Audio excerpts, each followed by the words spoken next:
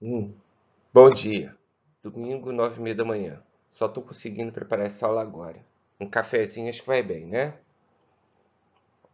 Bom, aquela aula que nós fizemos a semana passada, retrasada, na verdade, antes do carnaval, sobre introdução à biologia da célula, vocês vão ver como isso vai ser útil, né?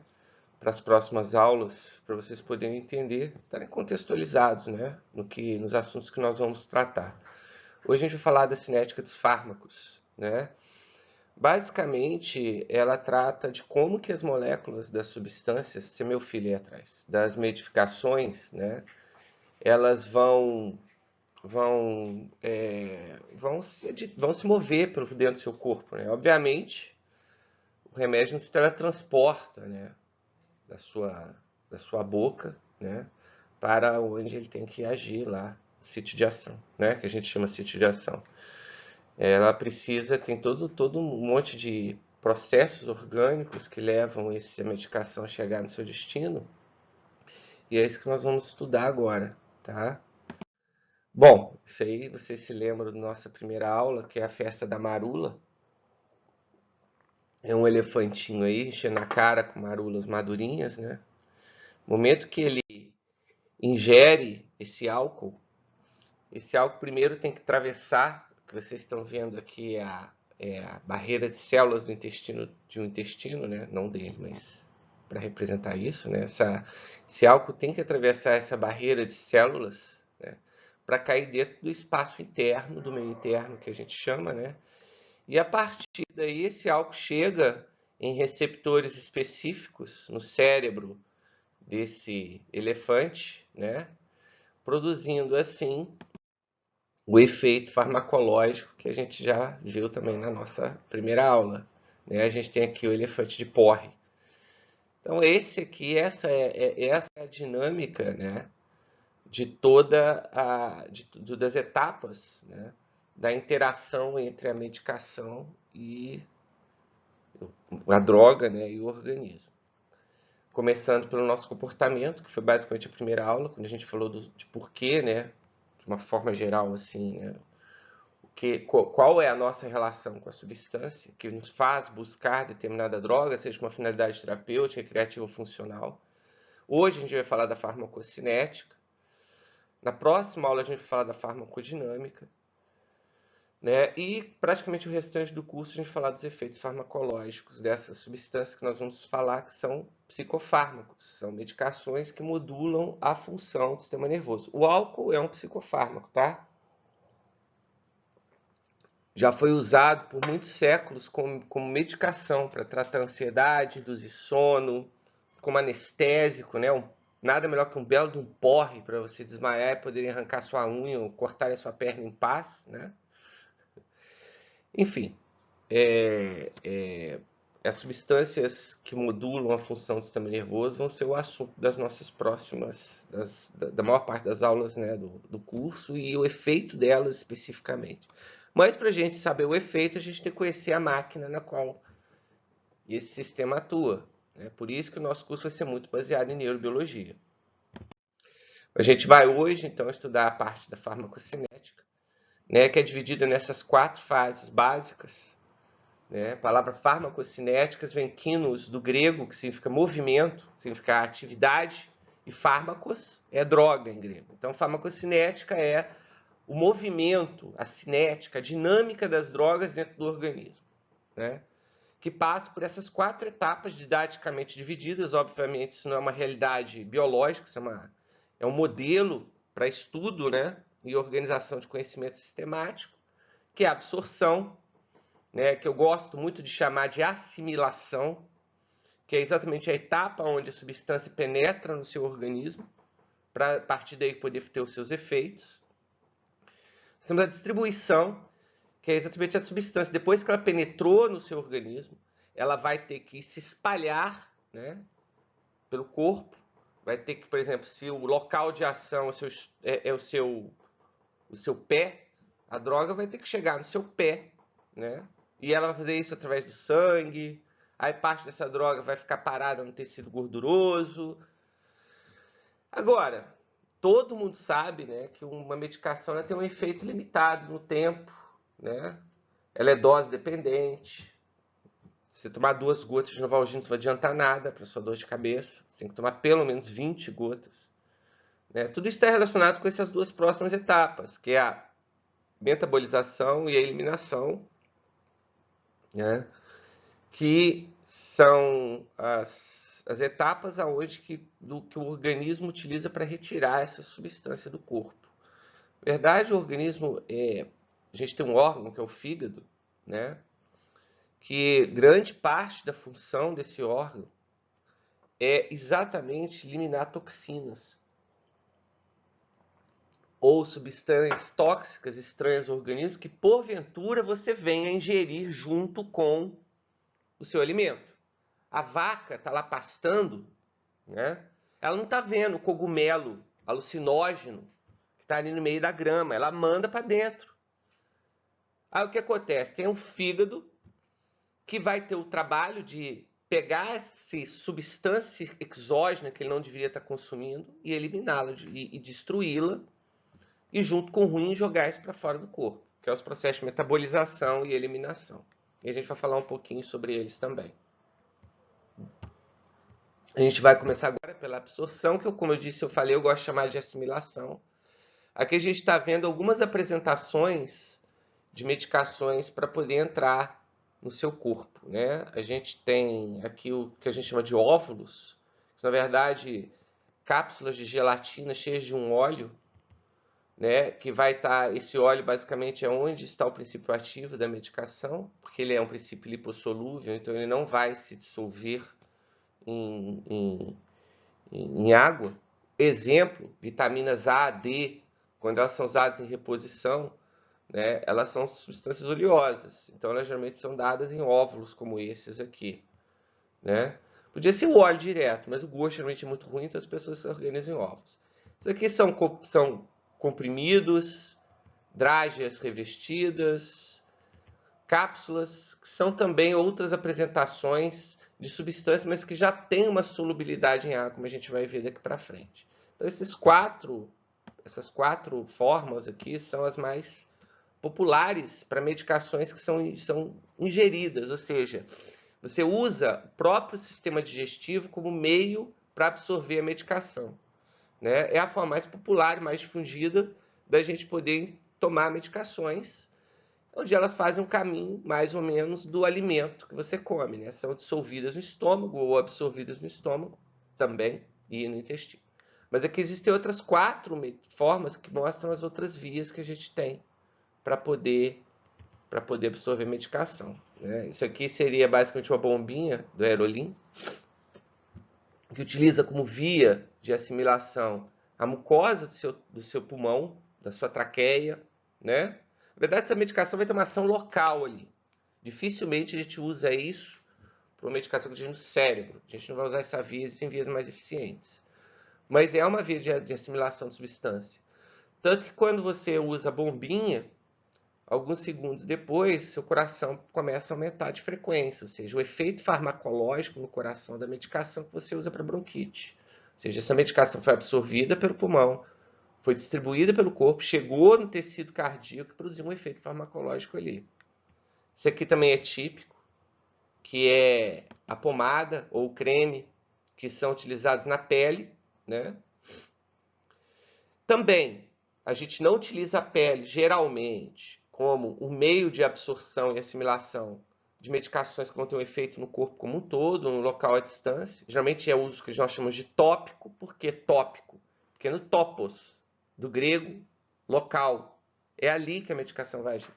Geralmente a gente usa uma pomada para uma micose na perna, porque a pomada vai agir ali, naquela micose. Não vai agir no seu fígado, no seu rim, ou no seu cérebro. Mas existem medicações sistêmicas que utilizam, o que é sistêmica? Que vai agir no sistema orgânico como um todo, tá bom? Existem medicações, tá? Que vão atuar em outros locais à distância e são assimiladas pela pele. Um exemplo clássico é o adesivo de nicotina. Outro exemplo que eu posso dar para vocês é um adesivo de um remédio chamado que é o Exelon PET, que se usa adesivos, que é para tratar demência. Ou seja, ele vai lá para o cérebro, o remédio, e ele é absorvido através da pele, né? Não é uma pomada nem um creme, é uma terceira forma que seria o adesivo. Aqui a gente tem uma via muito comum também, que é a cápsula, desculpe, é a ampola, que dentro tem um líquido que vai ser diretamente injetado dentro do seu organismo, que vai passar, que não vai ser absorvido nem para a pele e nem pelo trato gastrointestinal, né? É o que a gente chama de via parenteral. Na verdade, a pomada é uma via parenteral também. Enteros é intestino, é trato gastrointestinal. Então, uma via parenteral é aquela que é paralela ao trato gastrointestinal. Geralmente a gente pode usar as medicações tanto parenterais, que são por classe, as de uso intramuscular e as de uso endovenoso, formalmente falando. Na verdade, o que eu disse, qualquer medicação que não é absorvida pelo tecido do seu trato gastrointestinal é uma absorção paralela ao enteros, né? É parenteral. Mas a gente não usa para pomada, para o aerolim, né, como é que se chama? Para nebulização, a gente não usa o nome parenteral, mas de fato seria parenteral. Por último, a gente tem aqui o supositório, que é outra absorção enteral. Não é oral, mas é enteral, né? Porque usa a mucosa da parte final do intestino grosso, né? Que é o reto, o sigmoide, para poder assimilar a medicação. A via retal, né, do supositório, ela é na prática quase tão eficiente e rápida quanto a via venosa. Quando você injeta uma medicação na veia, dentro da veia, praticamente o efeito é tão rápido quanto na via retal, tá? Então isso é uma via muito boa, por exemplo, para você administrar antitérmico para uma criança que está em hipertermia grave, tendo convulsão, né? Febril. Você pega uma seringa, coloca a dipirona na seringa, a dose, coloca no ânus e injeta lá para dentro, joga para dentro. Vai ser absorvido em questão de segundos, já vai estar na circulação e fazendo seu efeito farmacológico. Aqui a gente tem um quadro para você esquematizando o que eu falei no slide passado, né? Das principais vias de absorção, né? A enteral, que pode ser oral, né? Outras mucosas a gente usa, por exemplo, a gente fala que sublingual, né? A gente não dá o termo enteral porque a gente não engole, né? O via oral é sublingual, né? Que também a gente usa medicações como o Rivotril sublingual, já ouviram falar dele, né? Por quê? Porque também é uma via muito rápida, parecida com a retal de absorção. Porque o reto e a boca é muito vascularizado, tem muitos vasos sanguíneos pequenos e a mucosa é muito fininha, né? E ela não tem uma barreira física nem química muito eficiente. Então as medicações preparadas para isso, elas caem na mucosa, elas se dissolvem e entram rapidamente, atravessam a mucosa e entram no sangue. A via parenteral, né, tá aqui, que a gente fala intramuscular intravenosa, que é formalmente, quando vocês pegarem uma bula e estiver escrito ali uso parenteral, a gente está subentendendo que é ou intramuscular ou intravenoso, tá bom? Mas essas outras vias aqui, ó, também são parenterais. Intratecal, tá? É aquela velha que o pessoal faz, né? Aquela aplicação de medicação dentro da articulação. Teca, se ele entender, é uma cápsula da articulação. Então a gente chama de intratecal. Peritoneal é que a gente tem dentro do abdômen, né? Uma mucosa, uma serose, chamada peritônio, que envolve o intestino, as vísceras da cavidade abdominal, que também é usada para absorção. ela é muito mais usada no uso veterinário, né? Principalmente anestésicos, algumas medicações, elas são aplicadas, né, dentro do peritônio do bicho, porque também é rápido pra caramba, né? Enfim, são vias que não são usadas. Essa via parenteral não é usada no ser humano, né? Mas veterinário, uso veterinário mesmo. Bom, agora vem uma parte que é de entender como é que acontecem as absorções das medicações, né? Da via enteral, ou seja, que você engole e vai ser absorvido pelo intestino. Bom, basicamente, de forma geral, isso acontece na mucosa do intestino delgado, mas também pode acontecer no estômago, tá? E ela está relacionada a determinados tipos de substâncias que podem ter uma forma ionizável. Vocês vão ouvindo esses termos, depois eu vou explicar o que na prática significa não ionizável, né? Que dentro da água, né, elas podem ou não se dissociarem. Como você pega um sal e joga na água, ele se dissolve, né? Ela se dissocia, ou seja, a molécula se quebra para isso. A gente viu isso na aula passada, né? Ou não, como o açúcar que você dissolve na água, né, ele produz uma solução, uma difusão ali, mas ele não se dissocia, ele não quebra, né? Ele continua íntegra a molécula. O sal ele quebra. Quando você fala de clofenaco de sódio, você está falando mesmo uma substância da mesma classe, por exemplo, do cloreto de sódio. É um sal. Esse sal na água, ele se dissocia, ganha carga elétrica, ganha polaridade, né? Porque está no meio polar da água, e a partir daí ele pode se dissolver na água ou nos meios internos do organismo. Mas vocês se lembram que uma substância polar com polaridade elétrica não pode atravessar a membrana da célula. E o que a membrana da célula tem a ver com isso? Ora, gente, a mucosa do intestino, da boca, ela é formada por células. E células têm membranas. Então, em primeira instância, a medicação tem que atravessar essa membrana para chegar no sangue. E, né, isso só pode acontecer se essa molécula não tiver polaridade elétrica. Mas, ao mesmo tempo, a molécula tem que ter uma polaridade elétrica ou, né, ela tem que ser dissociável, seu íon, para se difundir na água. Então, como é que a gente resolve isso? Será que tem canal para novalgina na sua célula? Aí a gente está lembrando, né, a, a, a estrutura, né, da membrana, essa bicamada lipídica, né? Concordam? Que a gente tem essas cabecinhas polares, onde existe uma carga elétrica, né? E uma intimidade apolar, sem carga, nem polaridade, nem campo elétrico, fazendo com que essa estrutura se organize dessa maneira, de forma emergente, né? E aqui a gente tem como que algumas moléculas elas passam, né, por essa membrana. Diretamente para a membrana vão passar moléculas apolares, como o benzeno, ou fracamente polares, como o álcool. A gente já falou disso na aula passada, né? Ou gases, que também são, de fato, moléculas apolares. Então, as moléculas apolares elas passam direto pela membrana, pela força de difusão. Elas conseguem romper essa capinha hidrofílica, né, polar, atravessando o meio apolar e chegando do outro lado. Elas conseguem fazer isso, né? Lembrando que a membrana é virtualmente uma lâmina de óleo.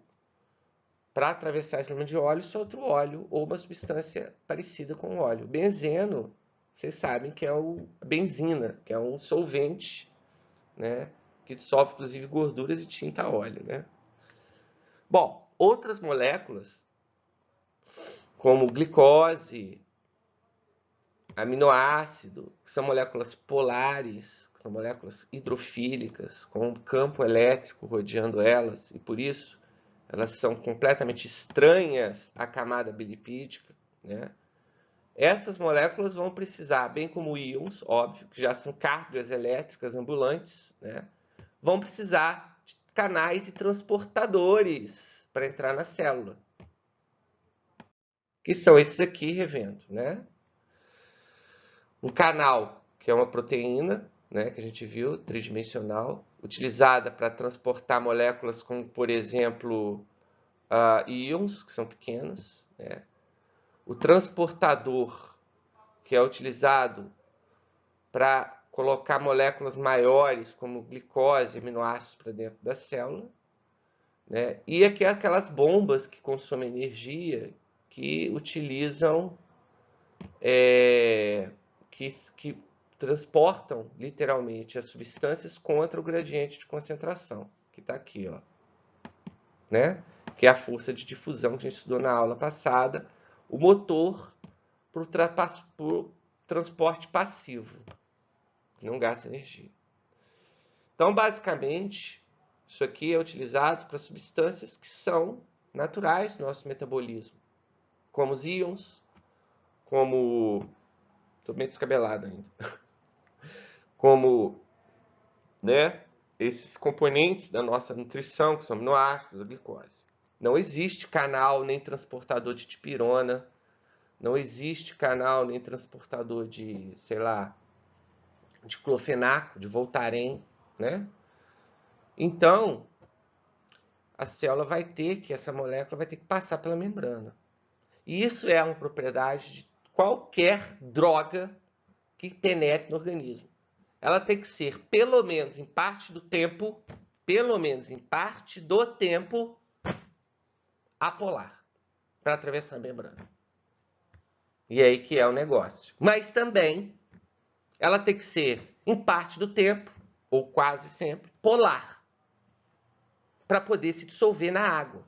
Você engole um comprimido de Voltaren, de anti-inflamatório, de Tilenol, né? O comprimido não entra pelo seu intestino para dentro do seu corpo. Ele não vai entrar, né? Ele tem que se dissolver nos líquidos do trato digestivo para assim poder as moléculas serem separadas, ficarem difundidas no meio aquoso e assim penetrarem a célula, né?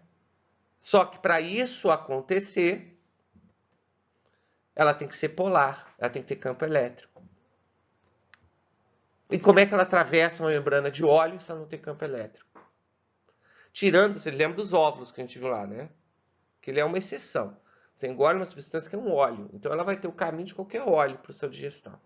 Então ela vai ser absorvida com o óleo circundante. Então ela não vai se dissolver na água, vai ser absorvida aquele óleo que está dissolvendo a substância que vai, né? Tanto que no passado a maioria das medicações eram elixires. Lembram da palavra elixir?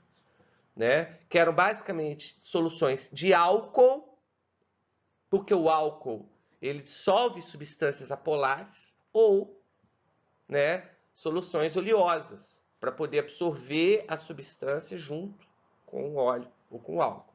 Mas não é o caso de 99% da nossa farmacopeia oral atual. São comprimidos, cápsulas e drágenes. Pois bem.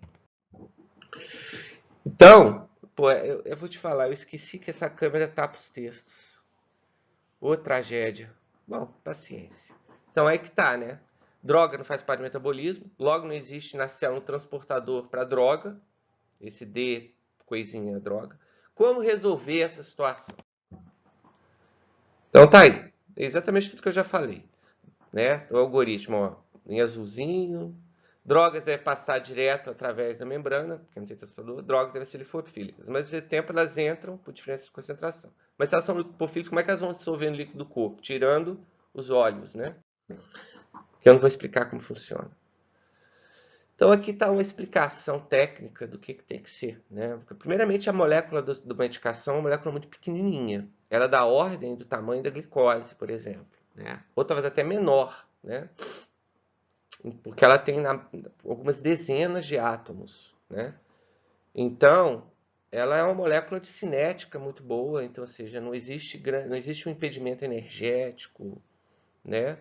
Nem dimensional que dificulte atravessar. Da mesma forma que o benzeno ou o álcool atravessa, uma medicação também pode atravessar a barreira. O problema é essa questão, né? Ou ela tem que ser como o álcool, uma substância fracamente polar, o que não é o caso, né? ou ela tem que ser a substância que tem essa ambivalência, né? E essa é uma explicação técnica, né? Esses dois quadros, eles são complementares. Então, você entender um, você entende o outro, tá? Então, vou me focar no do ácido fraco aqui. Na verdade, essas medicações, elas são ácidos ou bases fracas. Eu não vou entrar no conceito químico de ácido nem de base, senão vocês vão ficar malucos. Eu tentei fazer isso na primeira turma, né? Quase que fui arremessado pela janela através daquela grade. Que além de biologia, você tem que voltar a aprender química e física, né? Mas calma. Então eu vou tentar traduzir isso de forma que vocês entendam. O ácido ou a base, né, na verdade, fracos são sais que se dissociam, ou seja, que se quebram, né, dependendo do pH do meio, tá bom? pH, vocês sabem o que é? Potencial hidrogênio iônico. Todo mundo vai falar em pH, né? Vocês estudaram lá na morfa, o pH de estômago é ácido. O que define uma coisa ácida com base é o pH. O que é esse pH? Não importa, vai, deixa para lá. Se quiserem, procura na Wikipédia aí. Mas o pH é um determinante da dissociação de um ácido a uma base fraca. Se é um ácido fraco, né, num pH ácido, ele não vai se dissociar, né, porque ele não vai se quebrar o sal, ele vai ficar com a molécula inteirinha, né? Mas no meio neutro, onde o pH não é nem ácido nem básico, qualquer uma dessas substâncias, ela vai se dissociar, como a gente está vendo aqui nesse esqueminha aqui. Isso aqui seria o ácido associado, né? No meio no meio líquido, né? Ele pode, por exemplo, ele vai se dissociar num ânion, olha só, negativo, né? Que é o ácido, isso liberando hidrogênio, né? Ou ele pode, dessa forma dissociada, fazer a reação reversa, se reassociando numa molécula polar. Olha que interessante. Então, quando essa molécula ela vai ser dinamicamente as duas coisas, polar e apolar. Esse A-, que é o ácido, que é o princípio ativo, que seria o remédio. Por isso que, geralmente, essas medicações, vocês vão olhar, elas estão todas em forma de sal, né? Diclofenaco de sódio, palindronato de não sei o quê, né? Esse, não sei o quelulato, é a medicação. O sódio, o cloro, o potássio, o cálcio, né? São basicamente os veículos, os ânions que formam esse sal. Mas a medicação é esse pedaço, né, da molécula que tem esse nome grande, esquisito, terminado em ato. Né? Você vê, sulfato de alumínio, bicarbonato de sódio. São sais químicos. Diclofenaco de sódio. É um sal químico, né? Então, ele vai agir como um sal, no caso, sal fraco. Ou seja, para ele se dissolver, ele precisa ter um meio ácido ou básico adequado para isso. Vocês já viram que vocês pegarem uma pedra de cal, que é basicamente carbonato de sódio, jogar vinagre em cima, ela ferve. Vocês devem ter feito essa experiência na escola, né? Ela ferve, porque ela está se dissociando. Mas se você colocar a pedra de cal na água, não acontece nada. Ela fica lá, dentro da água, parada, olhando para sua cara. Por quê? Porque no meio neutro ela não se dissocia. Ela precisa de uma força ácida ou básica para se quebrar. E é isso que acontece, né? Então, por exemplo, o diclofenaco de sódio, ele aproveita o meio ácido do estômago para se dissociar, quebrar e se dissolver na água, né? Aí, o diclofenaco sai do estômago e cai no intestino, que não é mais ácido. O intestino vai tirar o ácido, vai deixar o bolo alimentar, né, básico, neutro. Básico, o contrário. Mas não vai ser mais ácido. Aí o diclofenaco, o que faz? Que estava dissociado por causa do ácido do estômago, né? Eu estou tentando colocar minha mão na frente da câmera, é muito difícil isso, né? Trabalhar no espelho é uma merda, né? E vai acontecer o que com essa molécula? Ô, porra, tá, aqui. Vai acontecer o que com essa molécula? Ela vai, pum, se reassociar e voltar a ser apolar. E ela tá ali, caraca, dissolvida na água. E agora ela é apolar. Para onde que ela vai? A água vai tentar expulsar ela do meio dela. Aí vem todo o conteúdo da aula anterior. E para onde aquela substância vai ter que ir? Para o lugar mais distante da água possível, que é onde? Que é na parede do tecido, onde tem uma membrana, né? A membrana lipídica. E o que essa molécula faz? Ela pula para dentro da célula. Pulou para dentro da célula. A célula continua sendo o meio intracelular, né? Menos ácido ainda do que o meio extracelular. Aí o que faz? Essa molécula vai ter que ficar zanzando por aí, procurando um lugar para ela se ancorar, né? Geralmente uma proteína, uma coisa assim. Mas para ela poder entrar para o organismo. Geralmente isso vai acontecer só no sangue, que a gente vai ver na distribuição. Então vocês entenderam? Acontece. Você tem um sal fraco, uma base fraca, que no meio neutro, que não é nem ácido, nem básico, ele está associado. Você caiu no meio ácido, para um ácido fraco, uma base fraca cai no meio ácido, ela vai o quê? Se dissociar. Que é o diclofenaco, por exemplo, outras medicações. E vai atravessar a barreira, vai se dissolver na água. Aí sai do estômago, que é ácido, e cai no intestino, que é básico, a molécula vai o quê? Se reassociar. Porque não está mais no meio ácido que faz ela se quebrar. Aí o que ela faz? Ela entra na célula, porque ela agora é apolar. Acho que eu nunca expliquei tão didaticamente esse negócio. Isso deixa pra lá. Então aqui a gente está falando da importância dele ser ácido básico e exatamente, né? Fala inclusive por que normalmente a gente não pode comer, algumas medicações a gente não pode comer junto com o remédio, tomar leite. As pessoas têm uma mania de tomar remédio com leite. Leite é uma substância básica, alcalina, que neutraliza o ácido do estômago. Então o que acontece com isso? Toma lá um antibiótico lá, né? A amoxicilina, essa não é ácido, não tem ato não, mas também age dessa forma, tá? Toma uma substância como essa, né? Uma medicação e com leite, o que vai fazer? Vai atrapalhar a dissociação do remédio. Vai atrapalhar ele se dissolver no meio aquoso do organismo, né? Então, com isso, vai atrapalhar a absorção. E atrapalhando a absorção, você vai ter menos efeito farmacológico. Então, por isso que, geralmente, a gente sempre tem que ler a bula naquela parte de informações para o paciente, né? Onde vai estar falando para você o que é que você como que você tem que agir, né? Para ingerir aquela medicação. Se você pode consumir com alimentos, se não deve consumir com alimentos, né? Realmente porque elas vão...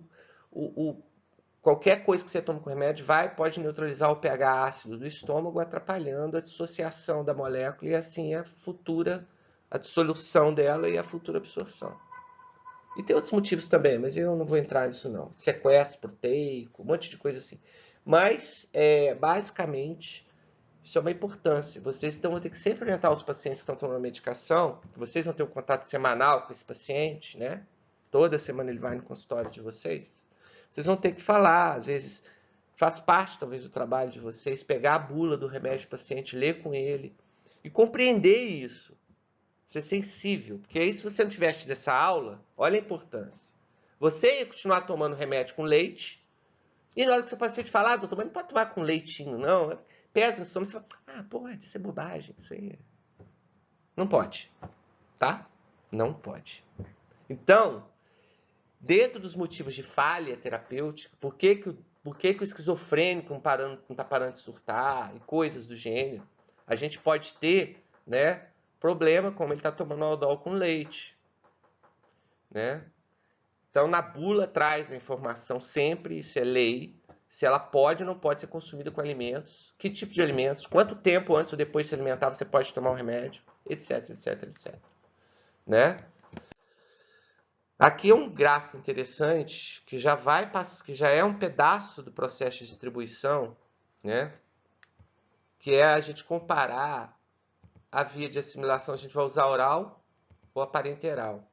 Entenda parenteral que IM, que é intramuscular, ou IV. Ah, mas pomada pomada é parenteral, mas a gente não usa isso formalmente como via, como a nominação da via da pomada, tá? Nem do PET, nem do adesivo, nem da bombinha, mas são todas parenterais. Então, quando eu falar parenteral, é IM ou IV. Guardem. Então, aqui a gente está comparando a assimilação quanto ao início do efeito. Olha que interessante. Essa curva aqui é a curva do efeito farmacológico. Deixa eu pôr um vermelho, né? Porque aqui não dá. É a curva do efeito farmacológico de uma medicação oral. Aqui é o tempo, em horas. Tá bom? Aqui é a curva de uma medicação que você tomou intramuscular, uma injeção na bunda. A medicação foi colocada dentro do músculo. E aqui a curva da medicação venosa. Aí vocês estão vendo os três efeitos, as três velocidades de ação, diria assim, o tempo de administração em horas, relacionado à via que você escolheu. Isso tem uma explicação óbvia, né, gente?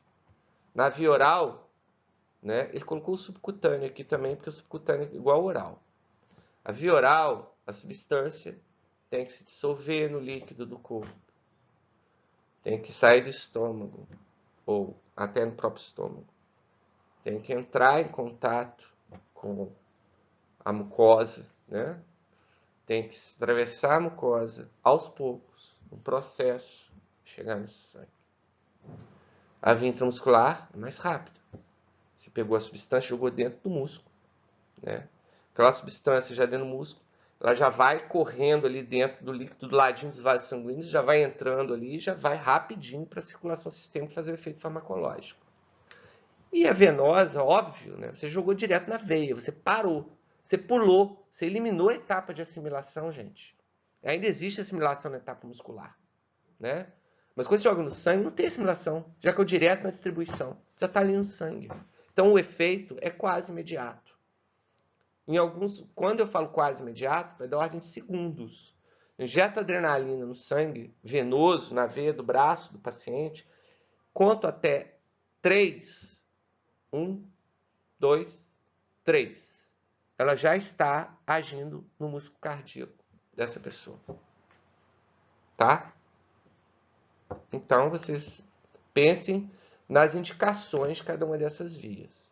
Né? Tem que fazer tá com uma infecçãozinha de garganta, você vai tomar uma injeção venosa ou vai tomar um comprimidinho mesmo? Pois é, tomei café, um biscoito, ainda estava com fome, comendo bisnaguinhas de leite. Bom, depois que a droga é absorvida ou assimilada, né? O que acontece com ela? Basicamente isso aqui é um mapinha, é um esquema, né? Do que está acontecendo com essa droga, né? Depois que ela foi assimilada. Basicamente existe um conceito que a gente chama de compartimento central, que é o sangue, que é o meio onde essa droga se difunde. Toma, Roger, pãozinho, eu, Roger, né? Para todo o corpo. Virtualmente, se você toma um comprimido de aspirina para dor de cabeça, essa aspirina ela vai estar em todos os seus tecidos, tá? Vai estar na sua pele, vai estar dentro do seu olho. Isso vai chegando, né, nesses ambientes através do sangue, que é o meio.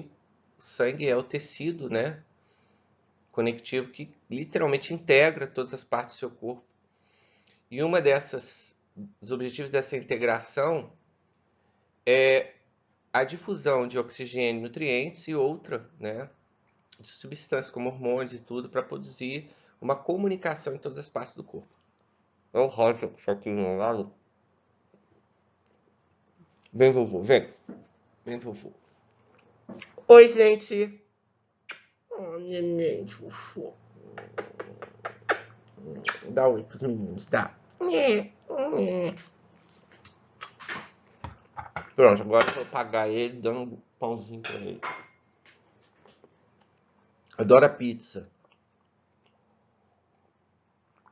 Mas então o sangue é esse grande integrador do corpo, né? Químico, pelo menos. Então o sangue, ele vai ter basicamente essa medicação, né? Onde que está aqui a absorção? Aqui, olha só. Isso aqui é o que a gente estudou até agora, né? Aqui. A gente toma uma determinada dose da medicação, né? Essa medicação cai no compartimento central, cedo ou tarde, né? Que é o sangue. Se a gente usar a venosa, ela vem direto, sem absorção, né? E a gente tem virtualmente uma concentração do remédio livre, ou seja, flutuando no sangue. Como a gente viu que essa molécula, ela é uma molécula apolar, ou seja, associada fora do pH ideal de dissociação, seja ácido, do estômago, básico, intestino, não importa, ela vai estar uma vez na sua forma associada, ela vai ser virtualmente apolar. E o sangue é o meio aquoso, é o meio aquático, né? Dissolvido livremente nele somente substâncias polares.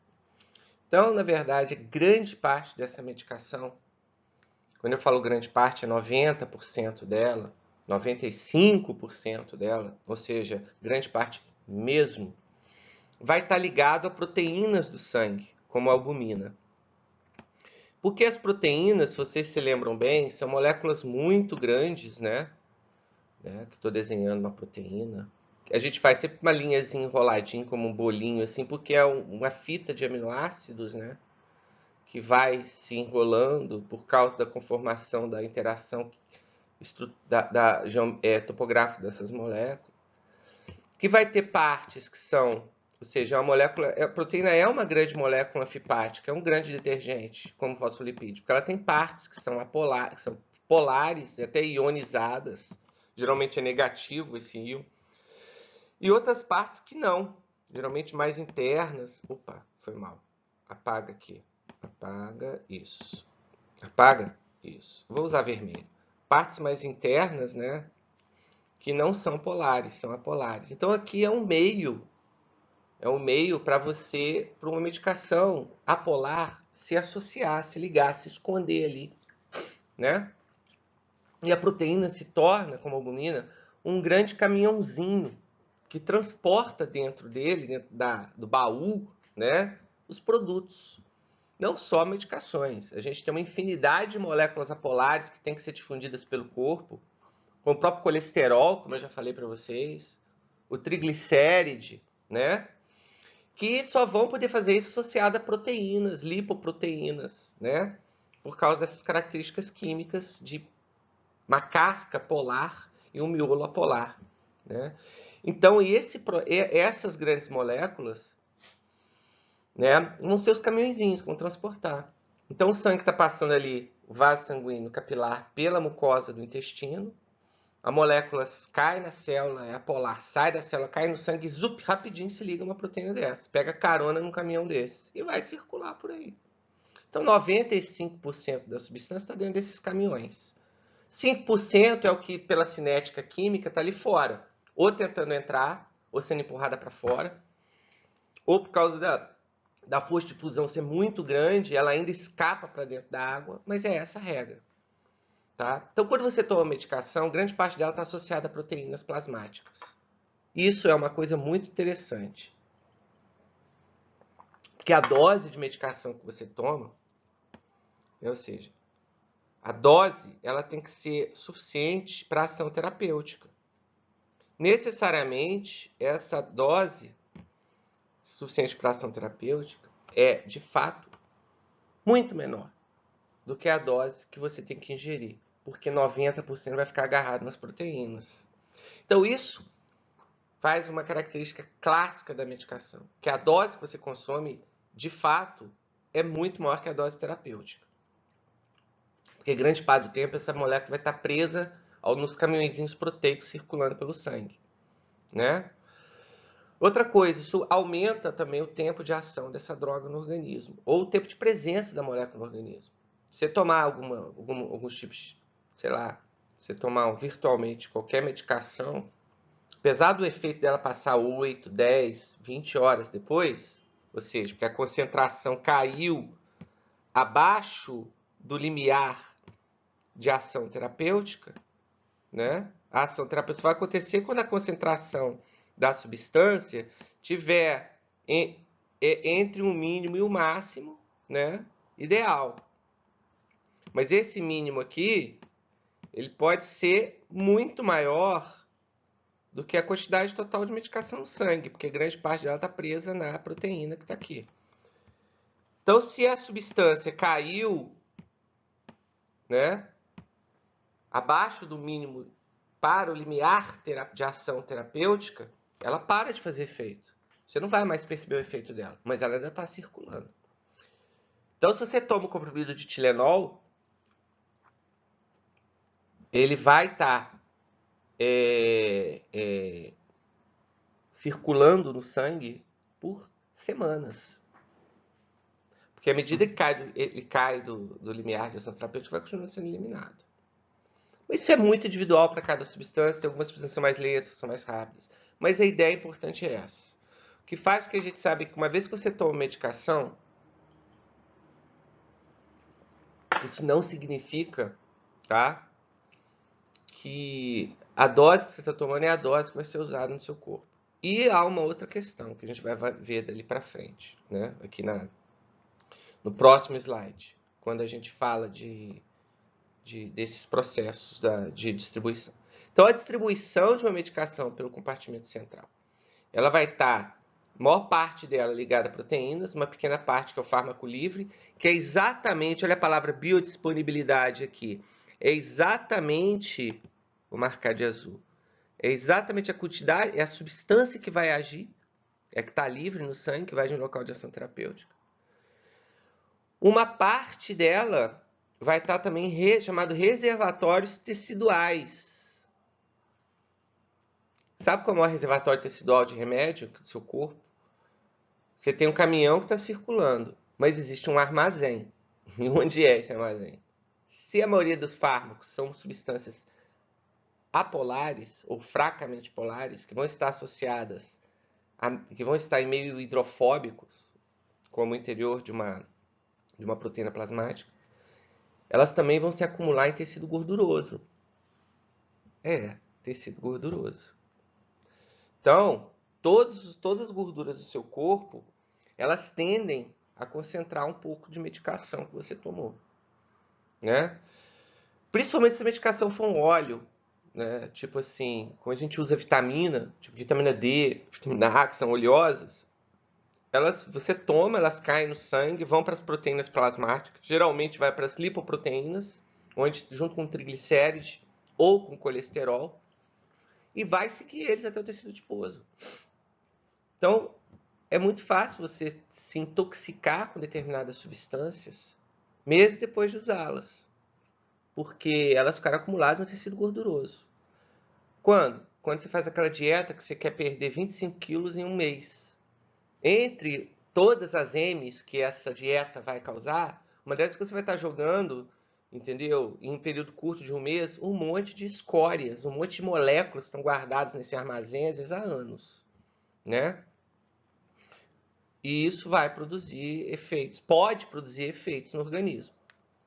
Porque também existem os locais de ação inesperadas, né? Olha que legal. Você toma dipirona a vida inteira, acaba a dipirona, você emagrece para curar a dor de cabeça, né? Porque vai tirar do tecido adiposo e jogar no sangue. Se bem que dipirona não tá no... Enfim, vocês entenderam a piada. Existem locais de ação inesperada. E que geralmente, fazer aqui uma retinha aqui, o nível terapêutico, ou melhor, o nível de ação, que não é mais terapêutico, ela pode ser diferente da terapêutica. Então, geralmente esse local de ação inesperada, que você não quer, que não é seu objetivo no tratamento, ele vai também, né, fazer parte da dinâmica cinética dessa molécula. Geralmente isso aqui está relacionado a quê, gente? Esse local de ação inesperada, ao que a gente chama de efeito colateral. Vou virar judeu agora, só vogais, só as consoantes. Colateral. Efeito colateral. O efeito colateral, ele é diretamente relacionado a o quê? A um local paralelo onde a droga atua, que não é o que você quer, né? Então, por exemplo, se eu vou usar o clássico caso da bombinha do Aerolim, ataque cardíaco é um efeito colateral. Você não quer que o coração acelere, você quer que o bronco se dilate. Mas às vezes o coração acelera mais intensamente do que o bronco se dilatou. Isso aí a taxa de efeito colateral é uma das coisas que define o quão uma medicação vai ser legal, vai ser boa ou não. Porque, inclusive, para você liberar uma medicação, os testes farmacológicos são todos relacionados a isso, né? A gente procura medicações que tenham um perfil de efeito colateral menor do que o efeito terapêutico, né? Um broncodilatador, né, que antes de broncodilatar já matou o cara de taquicardia, não é muito bom, né? Então, enfim. E por fim, a droga ela vai ter também dois fenômenos que vão interferir diretamente nesses níveis de ação e na biodisponibilidade, que é a excreção e o metabolismo, que eu já marquei. E isso eu vou explicar depois da distribuição. Excreção, o nome já fala, né? É a forma de eliminar a droga. Metabolismo. A droga vai produzir energia? Às vezes sim. Mas é um processo químico usado do fígado para poder destruir a molécula da droga, fazendo com que ela perca seu efeito. E isso é muito interessante. E o que nós temos nesse gráfico? Perfil de ligação a proteínas plasmáticas dessas medicações psiquiátricas aí, que são todos eles antidepressivos. A venlafaxina tem um perfil de ligação muito baixo. Ela é um sal praticamente apolar, ela é um sal fracamente polar, parecido com álcool. Então, normalmente, maior parte dela está dissolvida no sangue. Isso é a causa de um grande problema da venlafaxina, que é o efeito rebote, que é a meia-vida curta. Né? Você esqueceu de tomar a venlafaxina, você tem que tomar às 7 da manhã, esqueceu de tomar a dose das 7, ao meio-dia você está sentindo efeito de retirada. Por quê? Porque como ela está circulando no sangue, ela é muito mais dinâmica. Ela não está dentro do caminhão, ela está correndo livremente pelo sangue. Né? O escitalopram, ele já tem um percentual de ligação de 56%. Até moléculas como tricíclicos, que tem um percentual que vai de 92% a 96%. Então, vamos ver aqui uma substância, como por exemplo, que tem um potencial de 85% dela está ligada à proteína plasmática. Tá? Não, melhor. Deixa eu apagar isso aqui. Mudar o raciocínio, vai ser melhor. Vamos pegar, então, duas substâncias que têm o mesmo potencial de ligação à proteína plasmática. 92 e 96 está ligada à proteína plasmática, tá? Por cento.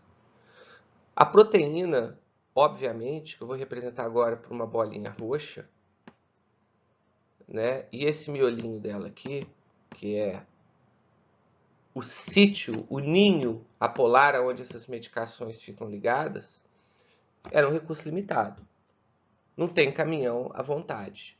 Às vezes você compra uma mercadoria, ela vai chegar daqui a 2 semanas porque todo caminhão está na rua transportando, não tem tempo para, né? Vai ter que ter agenda para ser a sua vez.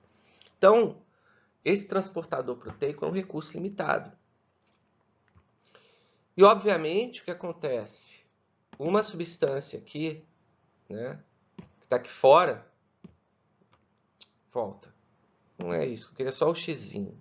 O xizinho é o remédio.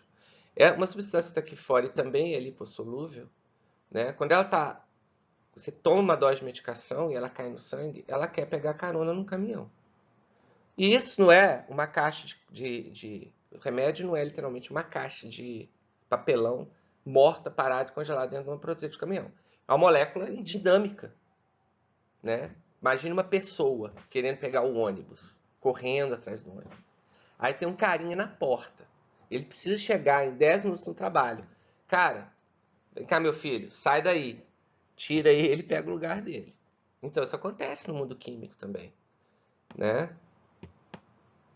Uma molécula pode entrar, forçar a permanência dela no lugar de uma outra, que vai acabar o quê?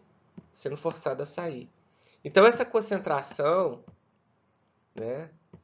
Ela está diretamente, na verdade, então essa dinâmica, ela está diretamente ligada também à competição de moléculas diferentes por aquele lugar finito, né? Isso explica muitas das interações medicamentosas. Digamos, você faz um tratamento contínuo com, não sei, um antidepressivo como esse aqui, o tricíclico, tá?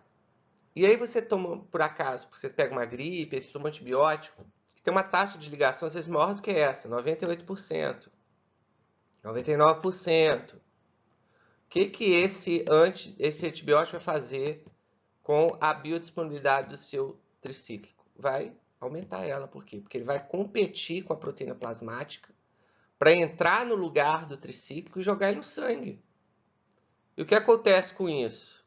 Você aumenta a quantidade de medicação livre no sangue e pode aumentar a biodisponibilidade, o que não vai causar um aumento da eficácia do remédio. Até porque essa eficácia, a gente vai estudar, ela é long lasting, ela é longo prazo. Mas vai causar efeito colateral.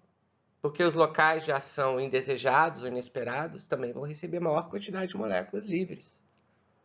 Então, a interação medicamentosa, o processo farmacocinético que a determina, está relacionado principalmente, não só, mas principalmente à distribuição, onde as moléculas competem por esses locais, né, na proteína para poder circular pelo sangue. Compete pelo local no caminhãozinho. Então já viu. E tudo isso também está na bula. Tá? A bula ela é literalmente o manual de instruções do remédio, onde tem lá interações medicamentosas. Quando a maioria, 99% das vezes isso não acontece nada, é inofensivo. Mas tem casos onde isso pode ser muito grave. Por exemplo, existe uma medicação chamada Marevan, vocês já ouviram falar do Marevan, procura aí no Wikipedia, que é a varfarina, que é um anticoagulante muito potente. Ele tem uma alta taxa de ligação à proteína plasmática, né? Então, você tem que tomar, porque ele é muito potente, ou seja, se você aumentar a biodisponibilidade dele, você pode matar um ser humano de hemorragia, né? 95% do remédio que a pessoa está tomando está agarrado na proteína. Então, se você toma um remédio que vai deslocar 5% do Marevan para o sangue, você de fato dobrou a dose ingerida, a biodisponibilidade do Marevan, ou seja, como se você tivesse tomado o dobro de remédio. E aí ele vai ter uma hemorragia, vai morrer. Eu já vi casos de paciente que morreu porque tomou uma medicação que competia com a ligação do Marevan no sangue, ou seja, competia por esse espaço no caminhãozinho.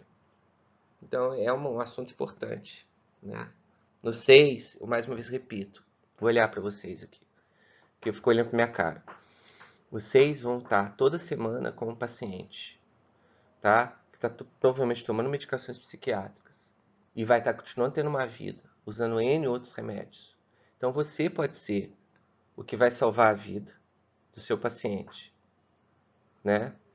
Se ele falar assim, doutor, eu tive uma trombose, meu médico prescreveu Marevan.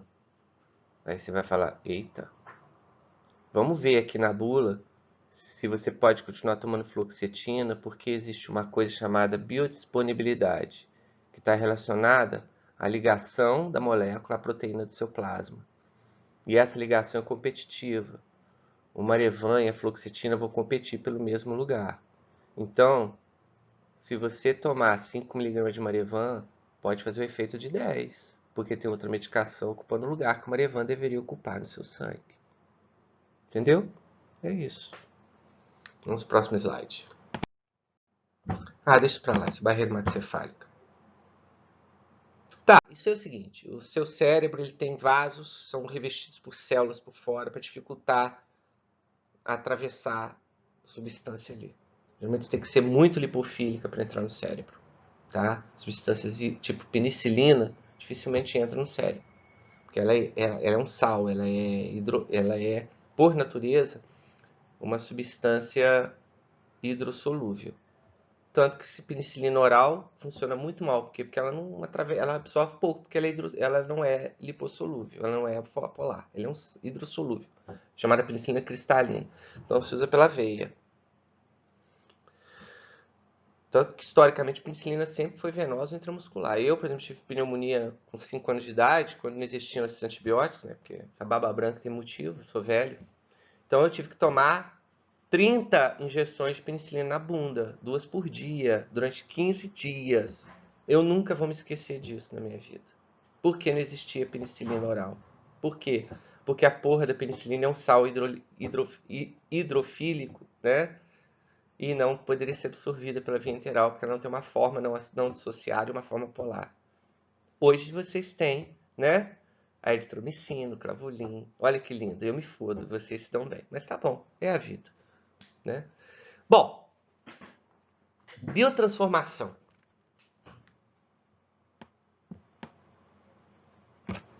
Biotransformação é o processo que qualquer molécula que entrou no seu organismo, que não faz parte do seu metabolismo, que não faz parte da sua biologia, vai passar. E geralmente, tá, ele é movido pelo fígado. A vaca está lá pastando e, por acaso, a coitada come um cogumelo de mescalina. Ela vai ficar doidona, óbvio, né? Vai, sei lá, né? Começar a latir ou alguma coisa assim por um tempo. Mas, logo depois, ela vai passar. Ela vai voltar a ser a mesma vaca de sempre. Por quê? Porque aquela substância que tem no cogumelo, que foi ingerida junto com o capim, não deveria ter sido ingerida, porque não faz parte da dieta da vaca. Ela fez um efeito farmacológico no cérebro da vaca, mas existe um órgão no corpo chamado fígado, cuja uma das principais funções é eliminar substâncias que não deveriam ter sido comidas com capim. Ou talvez com a sua pizza, né? Você pode comer aí uma toxina bacteriana com a pizza, né? Não deveria. E o fígado elimina isso através de um processo chamado biotransformação. Ele transforma quimicamente essa molécula para uma forma inativa, né? Então, biotransformação é a mudança de estrutura e função dentro do organismo. Normalmente, grande parte, ela acontece pelo fígado, é mediada por enzimas, no caso do fígado, a citocromo, chamada citocromos, tá? Ela tem esse nome porque chamam cores celulares, são cromáticas, né? Em algumas condições, que não me perguntem quais que eu não sei, mas... Então, eu tô chutando, eu não sei se citocromo é que tem cor não, mas deve ser, porque cromos é cor em grego, né? Mas tá bom. Então, os citocromos, elas são enzimas que estão presentes em vários tipos de tecidos, inclusive no fígado, e que são usadas para oxidar ou para hidrolisar moléculas, liberando hidrogênios e assim transformando elas em substâncias polares. Bom, a medicação ela tem que ser apolar para entrar no corpo, também tem que ser apolar para entrar numa célula. Exemplo, hormônio, o tiroxina, que é o Puran T4, que é um remédio que a gente toma para problema de tireoide, né? Ele é uma molécula polar que entra pelo sangue, se entra pela célula porque ela é apolar através da membrana, se liga à proteína plasmática e vai ser liberada lá no tecido, né? Porque ele é um hormônio. Mas para entrar na célula do tecido, ela tem que ser apolar. Então, qual que é uma ótima forma de você eliminar, ou melhor, neutralizar moléculas de substâncias que são tóxicas para o seu organismo? Primeiro, elas são, por norma, apolares ou fracamente polares, uma vez que foram absorvidos junto com o capim que a vaca estava comendo. Concordam? Beleza. Então, se elas são polares, apolares, essa polaridade é que vai dar as características farmacológicas, tanto para entrar no corpo quanto para entrar no local de ação. Ou se aproximar, né, atravessar membranas, como por exemplo a barreira hematocefálica, coisas assim. Aí tem que ser apolar. Então, se eu transformo essa molécula polar numa molécula polar, ela perde o efeito farmacológico dela. É isso que o fígado faz. Ele hidrolisa, oxida substâncias tirando a sua característica de apolaridade. Então ela não vai mais entrar na célula. Então ela vai ficar ali vagando pelo sangue até o fígado tirar ela, o rim tirar ela e jogar no seu xixi, ou o próprio fígado jogar ela fora através da bile. Aliás, a bile, que é aquela coisa roxa, verde, que seu fígado produz, margosa, que você põe para fora quando você toma um porre, né? Aquela coisa verdinha. Uma das funções dela é uma rota de eliminação de toxinas, tá? Para o próprio intestino, né? Como outra rota é o que a gente chama de suor. A urina é a grande rota de eliminação de substâncias. Todo mundo aí, quando toma um porre, fica intoxicado pelos metabólitos do álcool, que também é metabolizado pelo fígado, né? Em substâncias polares, como aldeídos, por exemplo, assim, né? Todo mundo fala, bebe água para limpar o sangue, para limpar o corpo. Por quê? Porque a água vai estimular a urina e a urina vai estimular a eliminação dessas substâncias. Que, por sua vez, para serem eliminadas na urina, que é um meio aquoso, elas têm que ser polares. Elas têm que ter um campinho elétrico ali em volta delas, transportando elas, né? Pelo meio aquoso. Então, olha que lindo, o fígado metaboliza, biotransforma de uma forma polar e rapidamente o rim elimina ela, porque ela agora é solúvel em água, agora ela não se liga mais à proteína plasmática. Agora ela está livre no sangue, mas não serve para nada, mas está livre no sangue. E o rim elimina. Olha, gente, é óbvio que os catabólitos hidrolisados também vão ter efeito farmacológico. Por exemplo, os catabólitos do álcool, que são os fenóis, aldeídos, têm efeito farmacológico, que é a ressaca, né? Mas pelo menos já são hidrofílicos, ou seja, são moléculas que têm uma baixa atividade farmacológica e uma alta capacidade de serem eliminadas pela urina. Me peçam para na aula explicar o porquê que nada é 8 ou 80, né? Por que uma substância lipofílica pode também estar dissolvida na água, uma substância hidrofílica também pode ter um efeito farmacológico? Me lembre de explicar isso na aula, por favor, tá? Porque isso eu vou explicar lá, que é mais dinâmico, para vocês entenderem, dentro daquela perspectiva da complexidade, da termodinâmica, como é que, na verdade, tudo é uma aproximação estatística, nada é 100%. Tá? Bom, voltando. A gente tem outras formas de eliminação, de biotransformação. O rim biotransforma, sim. Rim e pulmão também são dois órgãos cujas células têm grande potencial de biotransformar substâncias, né? E existe a biotransformação não metabólica, que é mediada por outras ações químicas. Por exemplo, a ação de bactéria no intestino, pH do estômago. Muitas das substâncias podem ser destruídas de uma forma quimicamente que não tem nada a ver com o metabolismo. E aqui a gente tem, olha que triste, ai, câmerazinha, né? Uma fórmula, que é a amildarona, que é uma molécula, pela estrutura ela deve ser apolar, né? Que é um remédio utilizado por arritmia cardíaca. Uma isoenzima citocromo CYP3A4, citocromo P3A4, né? Transforma essa substância, olha aqui, ela muda esse pedacinho da molécula aqui, tá vendo? Transformando numa forma hidrossolúvel. E depois ele transforma de novo em outras formas hidrossolúveis mais fortes. Então, isso aqui é a biotransformação. É isso que o fígado faz com 90% das drogas que circulam no sangue, tá? Então, metabólitos podem ser... Agora, existem os metabólitos ativos.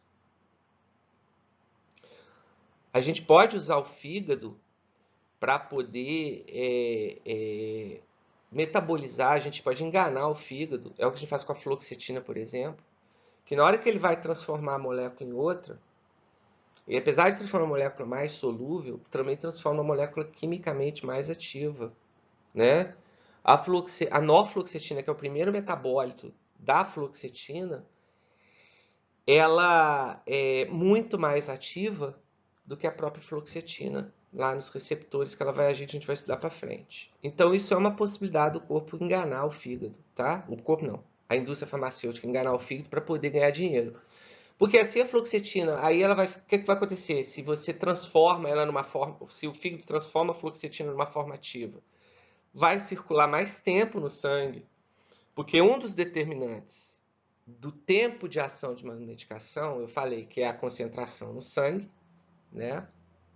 Que é determinada pela distribuição, mas também é determinada pela taxa de metabolização e de eliminação. Se uma substância é rapidamente metabolizada e rapidamente eliminada, ela dura menos tempo no organismo, ou seja, a meia-vida, que é o que a gente chama, a gente vai ler daqui a pouco, ela é menor. Então, essa substância vai ter um efeito por um tempo mais limitado. Então, quando você tem um metabólito ativo da medicação, como é o caso da fluoxetina, é uma maravilha, porque o fígado faz o trabalho, mas isso, pelo contrário, aumenta o efeito farmacológico da droga que você tomou. Outro mecanismo de interação medicamentosa é exatamente a interação, a competição pelo metabolismo de uma enzima, pelo metabolismo enzimático. 90% das medicações são metabolizadas pelo fígado. Então, quando você toma 2, 3, 4 medicações diferentes, por competição com essas enzimas citocromo, elas vão interferir no metabolismo umas das outras. Existem substâncias que aumentam o metabolismo, que aumentam a atividade enzimática do fígado, como a carbamazepina, que é um remédio muito usado na saúde mental também. Realmente, quando você toma carbamazepina, ela acelera o metabolismo hepático e reduz o metabolismo da maioria aumenta o metabolismo da maioria das outras drogas, reduzindo o efeito farmacológico delas. Outra substância que faz isso é a birita, é o álcool. Por isso que a gente não deve, muitos casos, a maioria dos casos de que a gente não deve associar álcool com medicação, é porque o álcool vai aumentar a atividade enzimática de metabolismo hepático e, por isso, abreviar o tempo de ação ou diminuir o efeito farmacológico de uma medicação. Então, álcool, com a maioria das medicações, não deve ser associado por causa deste problema. Existem outras medicações que não tem tanto problema não. Mas o uso crônico do álcool antidepressivo, por exemplo, vai produzir um efeito claro, vai produzir um revés claro do efeito farmacológico antidepressivo, principalmente eu não sei, mas também por causa do interferência do metabolismo. Tá? Então, o metabolismo altera a biodisponibilidade das drogas, isso aqui já ficou óbvio para nós. E esse é legal. Isso aqui é legal. É chamado de efeito de primeira passagem, que é outra coisa que faz a gente escolher a via parenteral. Por quê? Porque vamos voltar na vaca, que comeu a mescalina junto com a grama. Obviamente, um organismo inteligente, o fígado, seria a primeira barreira entre o que é absorvido no intestino e o resto do corpo. Concordam? A primeira barreira. Isso é dado por um sistema venoso chamado veia porta. Ela colhe o sangue que sai do intestino e leva ele primeiro para o fígado. Então, o fígado é a alfândega do corpo. Qualquer coisa que você comer ou que for absorvido pelo seu intestino, antes de ir para qualquer outro lugar, ele passa pelo fígado. E se você toma uma medicação, como ela passa pelo fígado, né, o fígado já vai metabolizar grande parte dela. Isso já reduz uma quantidade absurda de remédio biodisponível. Então, o efeito farmacológico, para ser alcançado, você tem que tomar doses altas da medicação. Então, isso pode interferir na escolha da via de administração e da medicação que você vai usar. Às vezes você tem, por exemplo, se você tiver que ter um efeito rápido, um efeito intenso, mais um motivo para você usar a via parenteral é porque não faz esse efeito de primeira passagem. Quando você coloca o Rivotril sublingual, ele também não vai ter efeito de primeira passagem. Ou coloca o supositório de Novalgina retal, né? Mais motivo dessas duas vias serem mais rápidas e mais intensas que a própria via oral. E são usados em emergência. Por exemplo, o Rivotril sublingual é utilizado numa emergência psiquiátrica, que é um ataque de pânico, por exemplo. Né? Por quê? Porque ele é absorvido de forma rápida, não tem efeito de primeira passagem e vai ter uma biodisponibilidade, efeito farmacológico mais imediato. E se vocês notarem, a dose do Rivotril sublingual é de 0,25, que é metade da dose de meio miligrama, que é a menor representação oral que existe.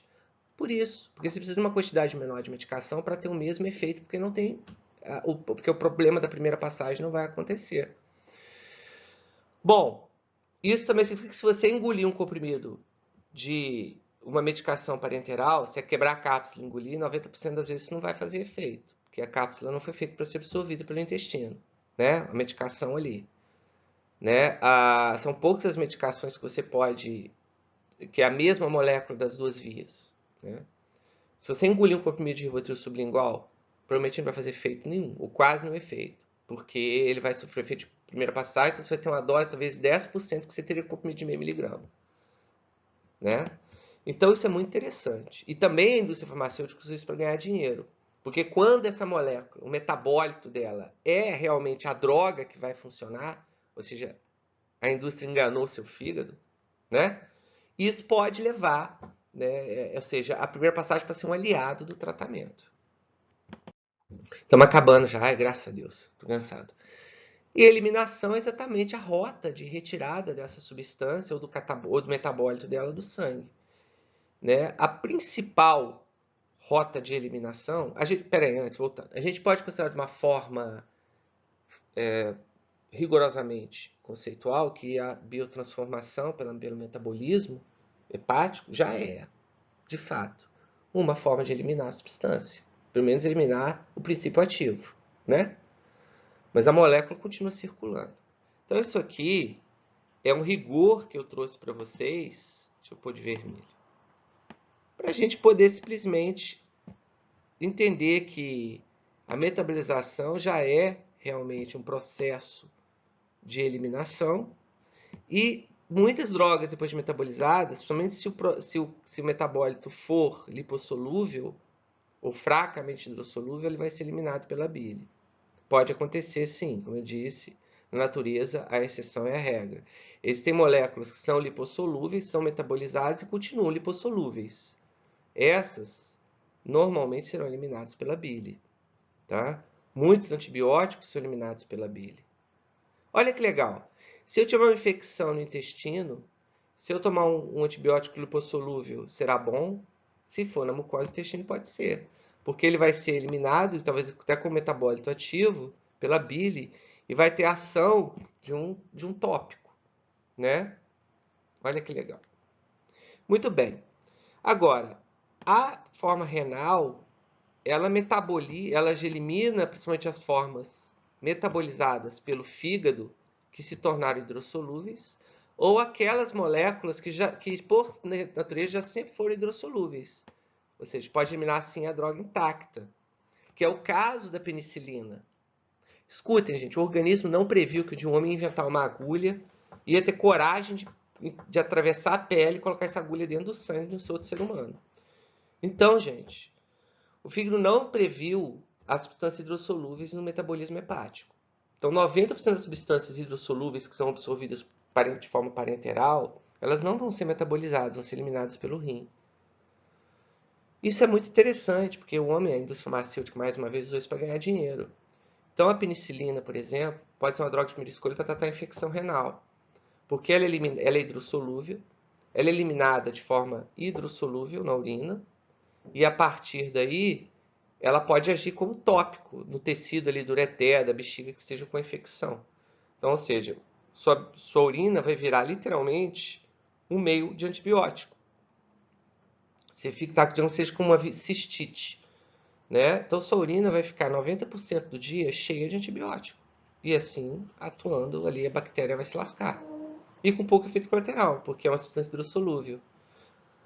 Aí você fala, mas eu não tomo injeção de penicilina na veia e no músculo para tratar cistite. Não, mas a maioria dos antibióticos da família penicilina, eles têm metabólitos ativos hidrossolúveis. Então vão funcionar como se fosse penicilina. Agora, o pulmão também elimina drogas. Uma delas é o álcool. O que é o bafo de bode? Aquele hálito etílico. É o álcool sendo eliminado pelo seu pulmão. Você bebeu uma cerveja, o intestino absorveu e o álcool vai eliminar. O pulmão vai começar a eliminar imediatamente. Por isso que o bafômetro, ele indica claramente o nível de álcool no seu sangue, porque o pulmão é uma via de eliminação do álcool. Por quê? Porque o álcool é uma molécula fracamente polar. Ela é muito solúvel, tanto em água quanto em lipídios. Faça essa experiência. Pega, porque a merda é que a gente não tem mais álcool 90, um álcool absoluto, né? Mas se vocês acharem do álcool de farmácia, aquele 92, alguma coisa, coloque um copo com óleo e coloque um pouquinho de álcool dentro do copo com óleo. Vocês vão ver que o óleo vai se dissolver no álcool e vice-versa. E a mesma coisa na água, tanto que você tem o álcool 42%, que é uma mistura de água com álcool. É o álcool hidratado, né, que a gente chama. Né? Então é que eu falei disso, né? Então pronto. Então a droga, o álcool, por exemplo, ser volátil, ou seja, ser também solúvel em líquidos e ter um potencial de solubilidade no ar também, porque ele evapora rápido, elimina-se pelo pulmão, né? E aí vem o conceito de biodisponibilidade, agora que eu vou formalizar para vocês. A biodisponibilidade, basicamente, é a relação, ou seja, a disponibilidade, a quantidade de substância, de droga que vai estar pronta para fazer o efeito farmacológico. E depende disso aí, depende da assimilação, da distribuição, da biotransformação e da eliminação. E eu acho que isso está bem intuitivo para vocês, né? Uma molécula com menor taxa de ligação à proteína plasmática vai ter uma biodisponibilidade maior e assim sucessivamente. E existem dois conceitos que são muito importantes. Tá? O primeiro é pico plasmático ou pico de ação, que é o momento no tempo quando a maior concentração da droga, a biodisponibilidade máxima, que provavelmente quando ela também está fazendo um efeito mais intenso. É o pico de ação. Isso é muito importante para medicações que você quer que tenham um efeito imediato, como analgésico, por exemplo. O pico plasmático tem que ser rápido, né? Porque você vai tomar uma Novalgina para dor de cabeça, daqui a 5 horas que ela vai começar a fazer efeito. Até lá você já quebrou o crânio na parede, né? Então, a Novalgina vai fazer efeito 20 minutos, 15 minutos depois. Porque o pico de ação dela acontece rápido, né? E a meia-vida é o tempo necessário para a biodisponibilidade ser reduzida em 50%. Necessariamente não significa que a droga pare de fazer efeito quando isso cai a 50%. Mas é uma referência, digamos assim, é um marcador de tempo da ação da droga, chamado meia-vida. A meia-vida da substância é de 8 horas. Então eu sei que daqui a 8 horas eu vou ter 50% da medicação no sangue. Daqui a 16 horas eu vou ter 25% da medicação no sangue. Daqui a 32 horas eu vou ter 12,5% da medicação no sangue. Isso aí faz uma função hiperbólica, logaritmo hiperbólica, né? Faz o que a gente chama de uma curva assintótica, que nunca vai chegar no zero. Então, virtualmente, gente, se você tomar um comprimido de Tilenol, você vai para sempre ter Tilenol no sangue. Porque a cada meia vida, essa quantidade cai pela metade, tá? E metade da metade da metade da metade da metade da metade da metade jamais será zero. Óbvio que isso aqui é uma besteira, né? Mas isso mostra como que uma medicação ela pode ficar anos e anos, anos não, mas semanas no sangue às vezes. Óbvio que uma hora vai chegar a ter uma molécula só e como não existe meia molécula, ela vai cair fora. Mas isso explica esse processo. E esse gráfico mostra isso. Isso aqui seria a biodisponibilidade da droga, né? Gráfico da biodisponibilidade dela. Né? Aqui a gente tem pico plasmático, pico de ação. Né? Geralmente, a concentração tóxica de uma medicação ela está acima da dose terapêutica do pico plasmático. Isso é um conceito que eu não coloquei na aula, mas eu vou falar aqui antes da gente terminar, que eu esqueci. Bom, isso aqui é a faixa terapêutica, geralmente. Né? É a concentração que a medicação tem que ter para ela estar fazendo efeito. Mais que isso, ela não vai ser terapêutica, ela vai ser tóxica, e menos que isso, ela não vai fazer efeito terapêutico nenhum. E pode, inclusive, continuar sendo de alguma forma tóxica, pode ter efeitos colaterais, mas não vai ser letal, óbvio. Né? Então, esse aqui é o pico de ação. Normalmente, a meia-vida seria mais ou menos aqui, né? Quando isso cai pela metade. Ó.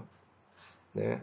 Você vê que a medicação ainda tem efeito farmacológico após a meia-vida dela, né? Então, por exemplo, a meia-vida dessa medicação deve ser por volta de umas 8, 9 horas, mas até 10, 11 horas depois de tomada, ela ainda estava tendo efeito farmacológico. Isso aqui é uma coisa interessante porque isso explica um fenômeno chamado steady state, que é quando você toma drogas sucessivas, geralmente você toma uma nova dose de medicação, antes do fim do efeito farmacológico da dose anterior. Geralmente a meia-vida de um antidepressivo como a fluoxetina é de 30 horas. Então, se você tomar de 24 horas, você vai estar tomando uma nova dose antes dessa medicação ter sido tirada do sangue, ou seja, da biodisponibilidade dela ter caído abaixo do efeito farmacológico dela, né? Que inclusive vai para lá da meia-vida. Então, isso produz, de forma farmacocinética, não, isso aqui, esse gráfico aqui. Aquele era um gráfico de meias-vidas, não tem problema nessa bobagem. Esse gráfico aqui, que é chamado steady state. Você toma uma nova dose, aqui, o pico plasmático. Você toma uma nova dose antes de chegar na meia-vida e antes de acabar o efeito farmacológico. Então, o que acontece? Você aumenta a biodisponibilidade. Até um ponto, vai fazendo isso repetidos dias. Até o momento em que você vai ter uma concentração média da substância acima, ou seja, contínua, né, e que está acima do pico plasmático, ou seja, para fazer o efeito farmacológico. Não chega a ser tóxica, obviamente, né? Toxicidade deve estar por aqui, mais ou menos, no nível de concentração. Então, olha que legal, toda medicação que você tem que fazer um tratamento por dias, ela vai ter um comportamento assim, um antibiótico, né? Um antidepressivo, né? Um anti-inflamatório, porque você precisa de uma quantidade contínua no sangue da medicação para a biodisponibilidade ser contínua e o efeito ser prolongado no tempo. Então, por isso que você tem horas certas para tomar. Se você está falando que tem que tomar de 8 a 8 horas, é para que é o steady state, ou seja, a curva de biodisponibilidade dessa medicação vai atingir o steady state se você tomar de 8 a 8 horas. Provavelmente a medicação a meia-vida desse remédio é 12 horas, né? Tendo nível terapêutico, quando você toma nesses esquemas. Isso explica que o antibiótico de garganta vai começar a fazer efeito às vezes 1 dia, 2 dias depois. Não faz na primeira dose, né? Porque isso vai ser quando a biodisponibilidade atingir esse momento aqui no tempo, né? Assim, essa estabilidade aqui. Bom, o que eu estava falando que eu esqueci, né? Bom, eu tinha esquecido, então eu improvisei agora esse slide para a gente dar o conceito de DL50, que é o conceito de dose letal. Dose letal 50, que significa dose da droga que mata 50% das pessoas que ingeriram aquela dose, né? Isso é algo inerente a qualquer droga. Da cocaína, do álcool, à novalgina, anti-inflamatório, ao antidepressivo, antipsicótico, né? Existe, devido somente à questão dos efeitos colaterais, uma dose daquela medicação que vai ser mortal, vai matar, vai ter uma grande chance de matar a pessoa. Tanto que muita gente tenta se matar tomando comprimidos, tomando medicações, né? Então isso geralmente também é informação que está na bula, né? Qual que é a dose letal de uma medicação? Se não está na bula, geralmente eles também não colocam muito isso na bula, porque senão isso também na verdade, eu acho que isso não está na bula, não me lembro. Não, não está, não. Porque também seria um manual, né, de instruções de como eu me matar tomando este remédio, né? Então, isso é uma informação, mas você acha isso facilmente, né, na literatura, na internet, a dose letal das medicações, né? Então, a gente pode dizer que uma boa droga é aquela cuja dose terapêutica, a dose necessária para você ter o efeito farmacológico que você deseja, é muito menor que a dose letal. Por exemplo, o diazepam, a dose letal do diazepam é volta de 1 grama a 2 gramas oral, ou seja, 100 a 200 comprimidos, né? Ou seja, você tem que estar com muita vontade de se matar mesmo para tomar 100 a 200 comprimidos de diazepam. E mesmo assim, você tem uma chance de 50% de viver, né? Isso é estatístico, epidemiológico, né? Isso geralmente é feito com estudos na prática. E se vê, não se conhece a dose letal de muitas medicações, prevê qual seja, mas não se conhece exatamente, porque você vai ver exatamente isso, acidentes, né, ou tentativas de suicídio, intoxicações vão ocorrendo ao longo da literatura e qual é a dose que as pessoas geralmente morrem, pelo menos tem 50% de chance de morrer. O ideal, então, na medicação, ideal é que a dose, a razão entre dose terapêutica e dose letal tenda a zero, né? Ou seja, a medicação não seja letal, isso é impossível. Lembra que eu falei na aula dos motivos do que a homeopatia não é considerado eficaz do ponto de vista farmacológico? Porque não existe, aquela medicação não tem uma dose letal para ela, né? Porque, ou seja, você pode tomar 1 quilo de homeopatia que você não vai ter efeitos colaterais e muito menos letalidade. Você vai ter, tudo bem, você vai tomar 1 quilo de açúcar, você vai ter efeitos colaterais do açúcar, que é o veículo da substância, né? Obviamente, você vai ter uma caganeira, mas não é a medicação em si que está produzindo isso. Então, gente, essa letalidade ela acontece porque a gente vai entender isso na próxima aula de farmacodinâmica, porque essa substância vai ter uma ação. Tanto a própria ação terapêutica, se ela for excessiva, ela também pode ser mortal. Vamos pegar uma medicação que diminui a pressão arterial. É a ação terapêutica dela. Se você tomar uma dose muito alta, a própria ação terapêutica que vai te matar, né? Então, gente, basicamente foi isso a aula de farmacocinética. Eu espero que vocês entendam. Bom de vocês estarem gravando isso, vocês podem rever à vontade. Eu sugiro que vocês anotem as dúvidas, né? Porque a gente vai ter o GD na aula na quarta-feira, onde a gente vai problematizar isso, né? Instrumentalizar isso aqui para uma aplicação prática na vida. Vou passar alguns casos clínicos para vocês resolverem a partir da farmacocinética. No site vai ter alguns outros materiais para vocês estudarem, tirarem dúvidas, alguns links, tá? E, enfim, espero que esteja sendo proveitoso esse método. Quero o feedback de vocês. Vamos ver qual é a melhor forma da gente poder estar trabalhando isso, tá bom? É isso aí, crianças. Um beijo para vocês. Fiquem com Deus. Tchau.